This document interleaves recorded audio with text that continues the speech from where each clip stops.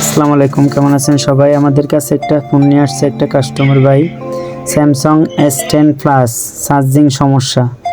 তো আমি চার্জে দিয়ে দেখলাম চার্জিং নট কানেক্ট এরকম লেখা আসতেছে।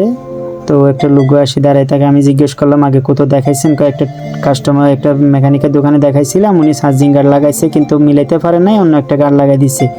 পরে আমি কুলি দেখি একটা গার্ড তার মারি লাগাইছে জাম্পার করেই, সেম গার্ড মিলে নাই।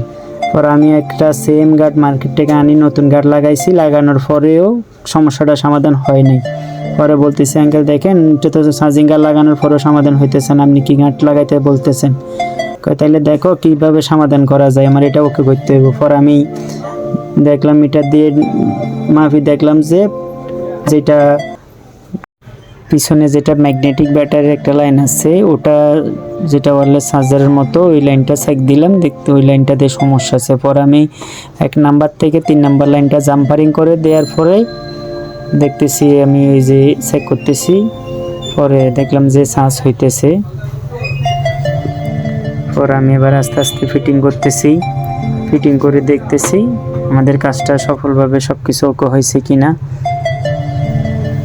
তো এখন আমি একটা জিনিস বুঝতেছি না যে যাই ভাইটার কাছে মোবাইলটা নিয়ে গেছিলো, ওনার কাছে চার্জিং কানেক্টরটা ছিল না, উনি অন্য একটা কানেক্টর জাম্পারিং করে দিছে। আসলে এই সমস্ত যে দামি সেটগুলো আছে ওইখানে সেম কানেক্টর যদি না হয়, জাম্পারিং করা হয়, তাইলে মিলে না। পর আমি চার্জিং কানেক্টর একদম সেম একটা কানেক্টর লাগাই দেখছি, যেটা কাস্টমারে বলছিল ভাই সেম কানেক্টর লাগাইতে হবে, লাগাই দেখার পরেও দেখতেছি চার্জ হয় না।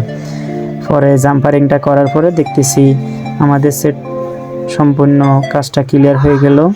পরে আমি এখন যে আস্তে আস্তে ফিটিং করতেছি, ফিটিং করে আপনাদেরকে আবার চেক করে দেখাবো কাজটা হয়েছে কি না। দেখেন এই যে আমি চার্জে লাগাইতেছি, চার্জে লাগার পরে এই যে চেক দিব এখন সব কিছু কইছি কি না। এখন চার্জিং পার্সেন্টটা দেখাবে, এই যে চার্জিংয়ের পার্সেন্টটা চলে আসছে এখন, আলহামদুলিল্লাহ ওকে। যে এখন আমি সেটটা ওপেন করব, ওপেন করে আপনাদেরকে ব্যাটারির ইয়াটা দেখাবো যে কমপ্লিট ও কইছে কিনা, ব্যাটারির কানেকশনটা